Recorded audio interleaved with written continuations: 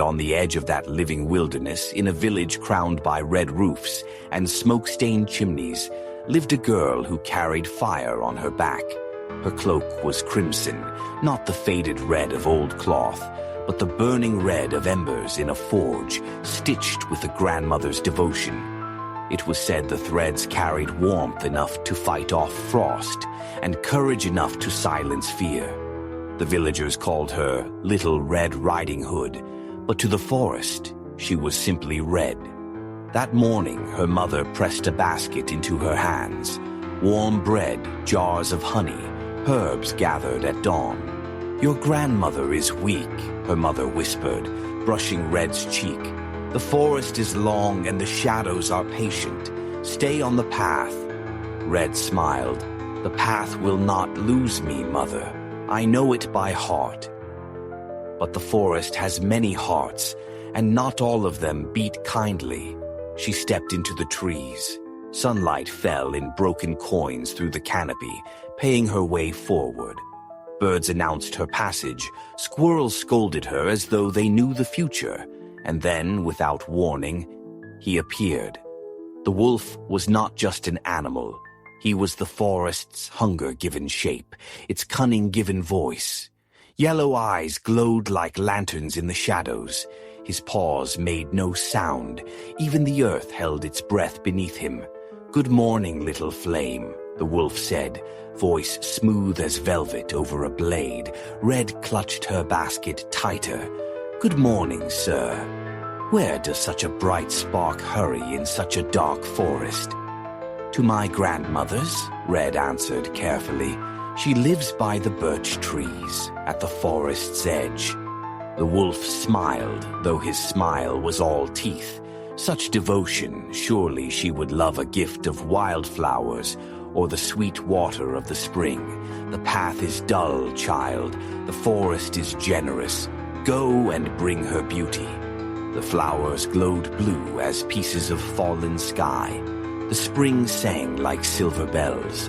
Red hesitated. She had been warned, and yet her heart said yes. Only for a moment, she thought. Only a little. The wolf bowed low, hiding his hunger behind mock courtesy. And as Red strayed, he vanished, racing ahead with the silence of shadow.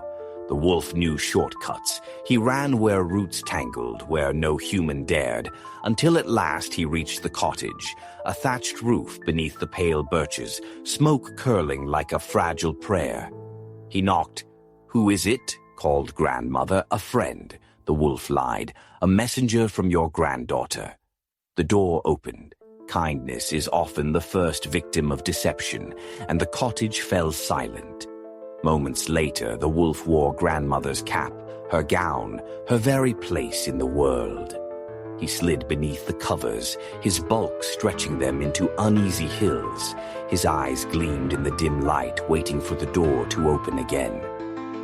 Red arrived with her handful of flowers and her guilty smile. She stepped inside. At first glance, the room was the same. The chair, the fire, the bed, but every detail trembled with wrongness.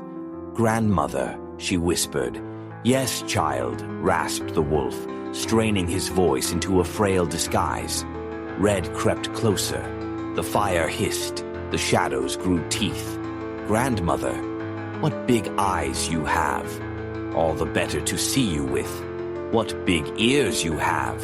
All the better to hear you with." Her hands trembled as she set down the basket. "What big hands you have. All the better to hold you with." At last her voice cracked with fear. "Grandmother, what big teeth you have." The wolf threw off the gown, grinning wide enough to eclipse the firelight. "All the better to devour you with." He lunged, but Red was not as fragile as he thought. She seized the iron poker from beside the hearth, its tip glowing faint with fire. She swung it like a sword, sparks leaping with every strike. The wolf howled, circling her, snapping with jaws that could crush bone. The cottage shook. The fire roared higher, casting them as shadows upon the wall. The wolf, the girl, the duel of hunger against courage. When all seemed lost, the door burst open. A woodcutter, drawn by the noise, stormed in with an axe glinting like lightning in his hands. Steel met fur, iron met fang. Together, Red and the woodcutter drove the beast back. With a final snarl, the wolf crashed through the window, glass exploding like stars, and fled into the forest's eternal hunger. Grandmother was freed, shaken but alive. The room smelled of smoke and victory. Red held her grandmother's hand and whispered, "I strayed from the path." Grandmother smiled weakly. "The path does not make you brave, child. Your choices do." Outside, the forest sighed, beaten but not broken. The wolf still lived, somewhere between the trees, his hunger waiting. But so did Red, and now she was no longer just a child in a cloak. She was a flame that had survived the dark. And from that day forward, the forest remembered her not as prey, but as legend.